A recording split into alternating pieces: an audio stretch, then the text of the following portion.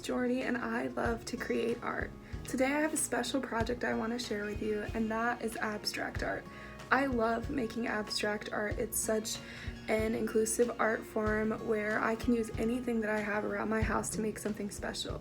Abstract art is really important to me because it's a special way that I process my feelings when I'm sad or happy or upset about anything going on. I can always look around my house for different supplies and create something beautiful from whatever I'm feeling. With the help of your grown-up, go ahead and look around your house for things you might use for your project. I went around and looked for different things that I could recycle, some leftover pasta noodles, a cardboard box, just different supplies around your house that you might be able to use for your project.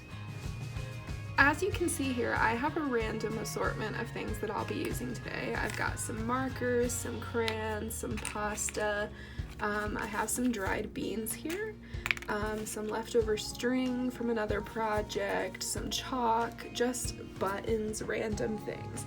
I also have a piece of cardboard that I'm going to use for my base. I also have some plain paper, and you can use that too. It doesn't matter what you use. If you have a grown-up at home, they can help you cut a piece of cardboard from a box they might have. It could be a leftover box from food, like a cereal box, or maybe an Amazon box. Anything like that can be used. You also might want some glue or tape because that's how we're going to stick everything to our base. Once you've chosen a base to use, it's time to get started. I poured my glue out into the lid and I'm going to use a paintbrush to spread it. You don't have to do that, that's just an option. You also don't have to use liquid glue. If you have a glue stick at home or maybe some tape, that will work as well. Sometimes when I make abstract art, I like to outline some areas where I might want something to go.